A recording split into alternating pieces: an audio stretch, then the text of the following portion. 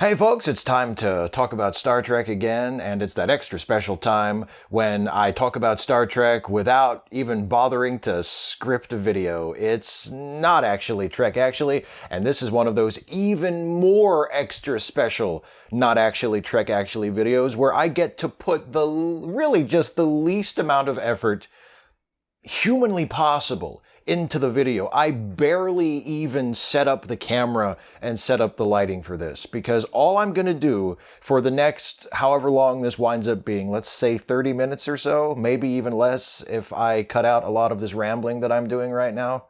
I'm not going to cut it out. Is respond to some of your comments on previous Trek Actually videos. It's a comment response video. Quality content. It's what you've come to expect from me, really, isn't it? First comment that I'm going to respond to was left on my Who is Actually Star Trek's Most Reckless Time Traveler video, and it is by Kate Bygrave, who says, "Don't forget when McCoy gives some random woman in a hospital a tablet that cured her." I do mention McCoy being possibly the most reckless time traveler with reference to his behavior in City on the Edge of Forever. But I don't mention the fact that in Star Trek IV, when they're in the hospital near the end to rescue the injured Chekhov, there's a woman in the corridor with dialysis, and McCoy just pulls like a tablet out of his bag and gives it to her. And there's a payoff to that a few minutes later where you see the same woman being wheeled down the hall by very excited doctors, and she's sitting up and waving her arms and going, "I regrew my kidney." So, yeah, good point. I mean, I don't know if it's necessarily the same thing as McCoy changing history, albeit accidentally, unintentionally, in City on the Edge of Forever, or the things I mentioned Harry Kim or Admiral Janeway doing in those Voyager episodes that I talk about. But yeah, a woman who probably would have, she seemed like she was in pretty bad shape, probably would have died if McCoy had not intervened, and he did intervene, and she lived and grew a new kidney and probably went on to have a very long life that she would not have had McCoy not interfered. So yeah, good catch. Although it depends on how you interpret time travel, because if you think that maybe McCoy was always supposed to come back to save her, and therefore he was just fulfilling a role that he always would have played in history, then he wasn't really changing history at all. But then if you go by that, then the whole idea of going back in time to change history becomes moot, because no matter what you do when you go back in time, it's always what you were supposed to have done. So the whole concept of changing history becomes kind of meaningless. So it just depends on how you interpret it. But yes, good catch. Good catch. McCoy pulling out an Alka-Seltzer from the future and curing that nice lady's kidney disease. The next one is also from that time travel video. It's from Dodge Mutt, who says, "It occurs to me that you may not be familiar with the bootstrap paradox. It featured prominently in a movie I saw. It worked like this. Elvis impersonator goes back in time to meet Elvis before he was famous. Elvis thinks he's his dead twin brother. Then a demon and tries to fight the Elvis impersonator. Elvis dies in the scuffle, so the fake Elvis buries real Elvis and takes his place to make sure Elvis's music gets written. The question and paradox is this: if Elvis is dead before he writes all the songs and fake Elvis only knows the songs because Elvis wrote them, then who wrote the music? DS9 episode you mentioned where Cisco becomes Bell is a bootstrap paradox. Your hat sketch is a bootstrap paradox." Well, thank you there, Dodger Mutt, for educating me about what a bootstrap paradox is. If I had known what a bootstrap paradox was when I was writing that time travel episode of Trek Actually, I probably would have worked that into the video somehow, maybe used it as the basis for a prolonged comedy bit near the end of the video. It's just a shame I didn't know what a bootstrap paradox was when I was writing that video, because I sure would have loved to reference it in a really obvious way in that video.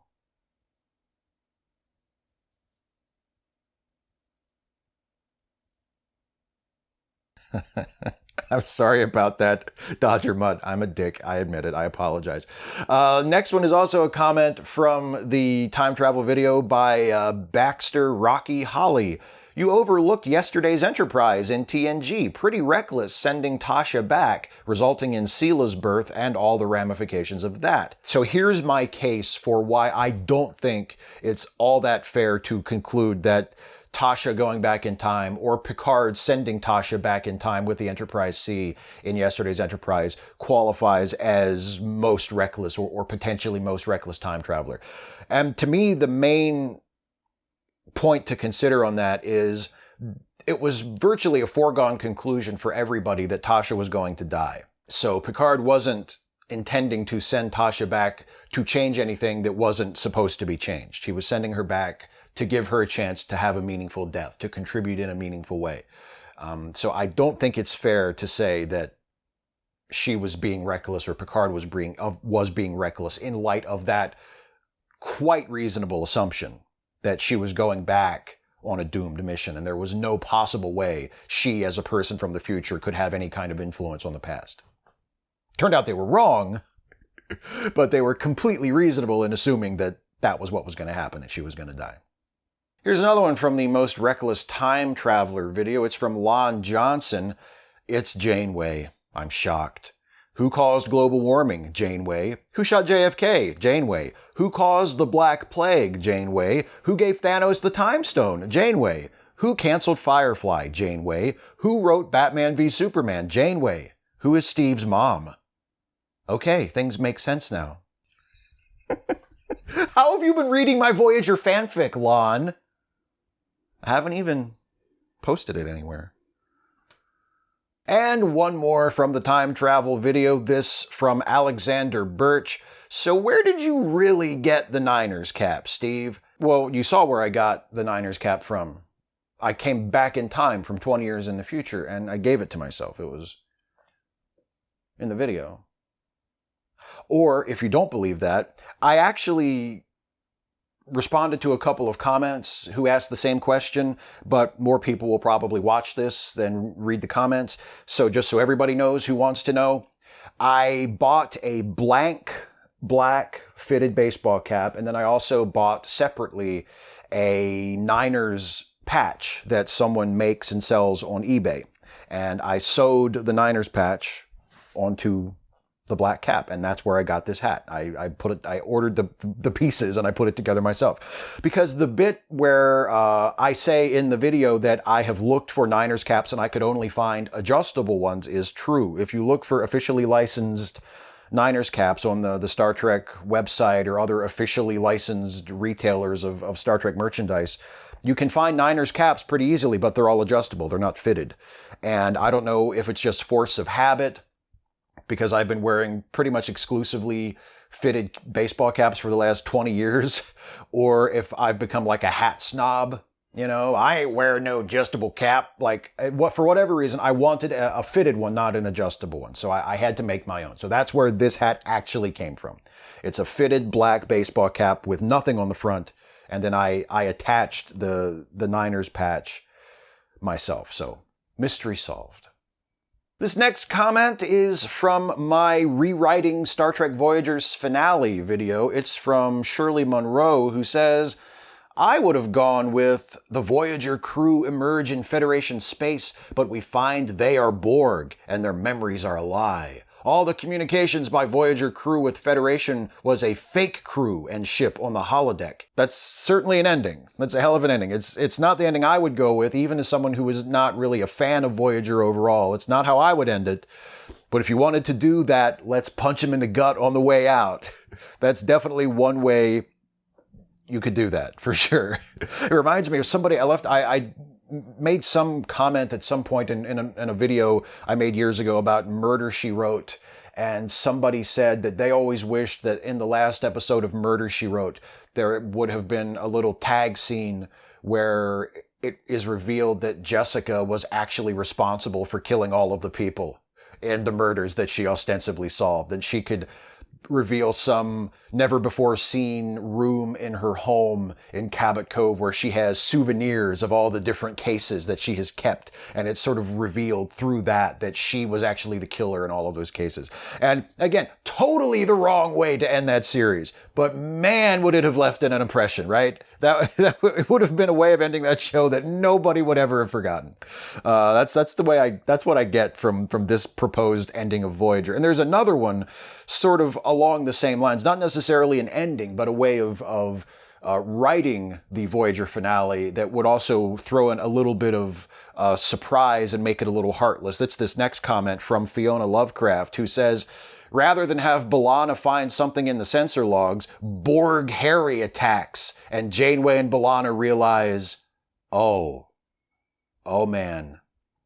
Again, this goes along the lines of, hey, it's the last episode, we might as well rip their hearts out. And it is a great way of introducing the Borg threat. If you want to introduce the Borg threat in a really, really super dramatic way and throw a last-minute curveball at the viewers and say, hey, it's the last episode, all bets are off, we never promised you all of these people were going to make it home.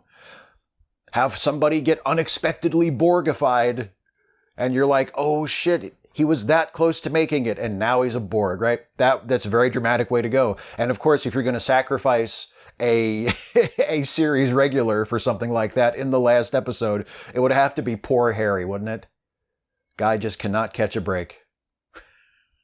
Here's another one from that Rewriting Voyager's finale video from Eric Tucker. If you use an EMP on any computers, you would fry and overwrite any memories in the hard drive. This is an example of the beauty of technobabble, because you can smooth all of that over by saying it's an EMP-like device. Maybe you could even have the B'Elanna or whoever is helping her develop it describe it as an EMP-like device, and then Janeway or somebody else could say, but wouldn't an EMP render the Borg's computer memory completely wiped and we wouldn't be able to obtain any usable data? And then whoever is explaining can say, yes, well, it's not exactly an EMP. What it actually uses is a depolarized photonic pulse, which will disable all of the ship's systems, but allow us to retrieve usable data from their hard drives.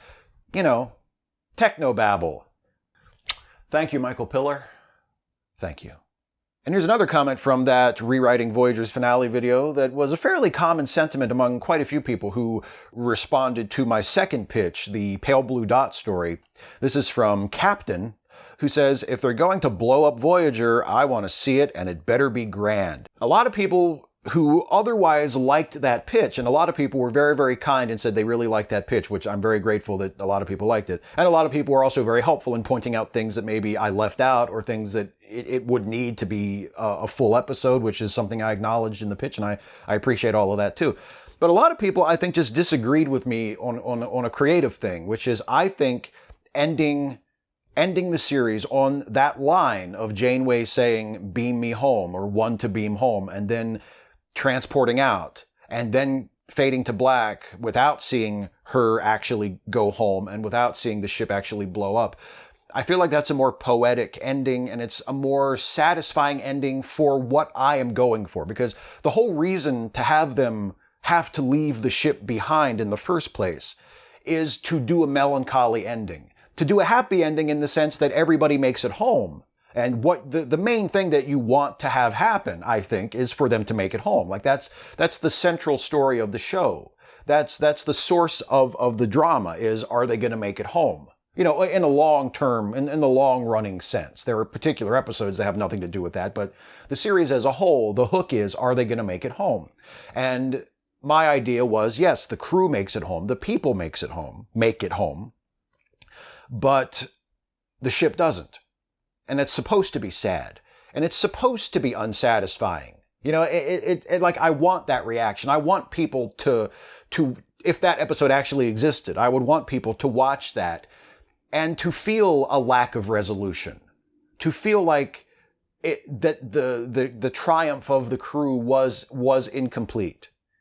Because they made it home, but they had to leave their ship behind. Like, I want you to want the ship to make it home, and then have to see the ship not make it home. And to have that to end it on a slightly ambiguous note. I would want it to be clearly, I would not want it to be ambiguous that Janeway makes it home. I think that Janeway definitely makes it home. I would not want it to be ambiguous that the ship blows up. I think the ship definitely blows up. But I would want it to, I would want to pull back and leave the scene before either of those two things is firmly established. I just think it's a more poetic way of ending it. And it underlines the sadness, by not only denying you the resolution of seeing Voyager back, in Federation space, but also denying you even the resolution of seeing the ship explode. Because that's the whole point. That's what makes it poignant to me. So I would insist, if this were being made and someone in the writer's room or one of the producers said, it's a great idea, but we have to see the ship blow up, I would fight that as long as I could. To me, it's crucial to the emotional impact of that ending, that we don't see Janeway actually make it home. We just imply that that's what happened. And we don't see the ship actually blow up. We just imply that that's what happened. Those are things that are left for just after the final fade out. Here's another one from that Rewriting Voyager's finale video from Rich the Wolf Gaming. Pale Blue Dot is an ending that deserves at least 4 feature-length sequels. That would completely defeat the point of doing that ending in that way, but I think you mean that as a compliment, so I will take it as such. Thank you very much.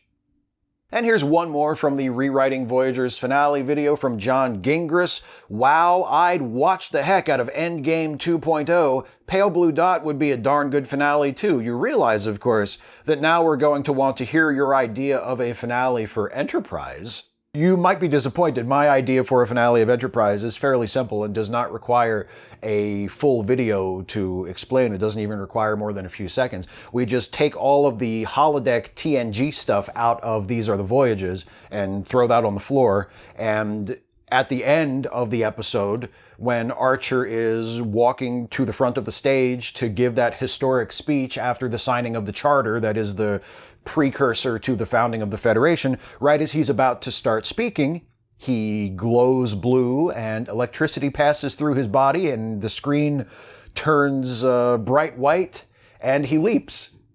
This next one is from my video reviewing the first half of Season 2 of Star Trek Discovery. It's from Joe Fitzpatrick. Oh, and by the way, I blame heavy critics for causing Enterprise to be canceled prior to the Romulan War. Just enjoy the show. Stop complaining. We have a current Star Trek. Most of the time, we don't have a Star Trek. I want to be fair and say that I don't think criticism or negative criticism is to be blamed for stuff like this, or at least not to be blamed for doing anything wrong. Could you say that maybe a show getting terrible reviews contributes to it being canceled? Absolutely. I'm just saying that if that does happen, there's not necessarily anything wrong with that. There's nothing wrong with critical reviews. There's nothing wrong with negative reviews. What I have a problem with are people who either make giving negative reviews of a thing their brand and they just give a negative review to everything, or they view criticism, the enterprise of criticism, no pun intended, as just an opportunity for them to nitpick things. Because I think there's a difference between nitpicking and critiquing, between nitpicking and reviewing. A good film critic is not a nitpicker. A good film critic is able to articulate how they feel, what they think about the work they are reviewing, right? That's what a critic does. That's what a reviewer does. And people who view it as a necessarily negative thing, or view it as just let me tear this thing down. Let me point out why I think this thing sucks, and that's all they do. That I have a problem with. That, and in the case of Discovery, as I talked about in another video I made about it that I'll respond to some comments from in a second, people who just flat out say things that aren't true about the show as a way of validating their negative opinion of it. Like, if you don't like Discovery, that's fine. There's all kinds of completely valid reasons to not like Discovery. But when people make things up about it, when they try to convince you that the producers of the show or the rights holders of the show or of the intellectual property are trying to deceive people about the show, are telling people lies about what timeline the show is set in, or who the producers of the show actually are, or what the underlying copyright or license issues are, that is completely beyond the scope of legitimate criticism. You're not just saying, I don't think this is good and here's why, which is in principle a completely valid thing to do. Everybody's entitled to their opinion, and if you don't like something, that's your job as a critic, to articulate why you don't like it. But it goes beyond that to trying to undermine the legitimacy of the show itself. You know, to saying not just this is a bad show or this is a show I don't like, but saying this show is invalid. This show should not exist. This show is dishonest. The people who make this show are dishonest people and are trying to deceive you. That to me is beyond the scope of legitimate criticism. So that kind of thing I think is out no matter what. But I don't think valid criticism that just so happens to take a negative view towards a show is a bad thing or is something that we should be blaming people for doing. If it's your honest opinion and you're not just having an axe to grind and you're not pushing conspiracy theories or anything else that I was just talking about, and you just have valid reasons for not liking the show, for not thinking the show is good, it's your job as a critic to articulate those reasons. There's nothing wrong with that at all. Now, here's a comment from that aforementioned video about whether or not Star Trek Discovery is even actually canon, where I address a lot of those conspiracy theories about the show. This is from True Brit Gaming. So, does Enterprise the show live in both timelines as the events take place before the remake movies? The Kelvin timeline was not split off until Nero's ship came back in time, and Nero's ship entered the past in, what was it, the 2230s, I think. It was 2230 something, and that is well after the era of Enterprise. So yeah, I think Enterprise exists in both the Prime timeline and the Kelvin timeline no matter what, but that is confirmed by the events of Star Trek Beyond. Here's another one from that Is Discovery Even Canon video from Manatee Gag. Not to be too much of a ball buster, if you say that they have the right to make creative decisions about their own show, why do you complain about the way Voyager treated the Borg? Incidentally, I agree with your assessment there. I accept that the depictions of the Borg seen in Voyager, the events that happen in those episodes, actually happened in the Star Trek universe. I don't try to say, well, that stuff doesn't count. It's canon, right? I would never try to argue that it's not canon. It happened in a Star Trek show, so as far as the fictional Star Trek universe goes, it really happened. I don't think it's good. I have an opinion that I don't think it was good, but I do think it is canon and ought to be thought of as such. If you want to be a mature person and you want to engage honestly and in an adult way with this thing called Star Trek, you have to acknowledge that the people who make the show have the right to make creative decisions other than the ones you would have made. You see what I'm saying? They have the right to make the show they want to make. They don't have to consult you as the audience member and say, is this okay with you if we do this? Is this okay with you if we make the ship look this way? Or if we ignore this part of the history? Or if we do like a visual retcon and just say that things look like this from now on instead of like they looked in the original series? They don't have to consult you about any of that. If they have the right to do it according to the studio, according to the company, if CBS gives them carte blanche and says, make the show you want to make it look however you want, we're behind you 100%, you have the power to do with this intellectual property whatever you need to do to tell your story, then that's it. It really did happen within Star Trek. Like, it's canon. You don't have to like it, but I feel like you have to accept that it's canon. Here's another one from that same video from Wander Bear. So if this is canon, why didn't Voyager have a spore drive or know how to build one? I think it's entirely possible that before Discovery is over, there will be some kind of in-story explanation for why the spore drive isn't featured in Star Trek shows that are set further along in the timeline than Discovery is. But I mean, I'm satisfied with the real reason, which is that they didn't think of the spore drive until they were writing Discovery. If they had made Discovery first and established the spore drive and then made Classic Trek and Next Gen and Enterprise, or not Enterprise, that's before, but, you know, Voyager, Deep Space Nine, etc., then the spore drive would have been there too. But that's not what happened. They made all those shows first, then they rewound and they made Discovery. And since they introduced the spore drive in Discovery, of course it's not in those later shows, because that's not the order in which the fictional universe was being made up. And finally, here are a couple of quick ones from my holodeck video that I made a few months ago. This one is from Cyber Ice Bite ICE. Side question for you, Steve. Do you remember Avery Brooks from Spencer for Hire and the spinoff A Man Called Hawk? Just curious because most don't. I do. My dad was a huge fan of Spencer for Hire. We were both very, very aware and big fans of Avery Brooks with his bald goatee look that he sported when he was Hawk in Spencer for Hire. So yes, I remember actually when the 4th season of DS9 was first being promoted and you saw that Sisko had that look now.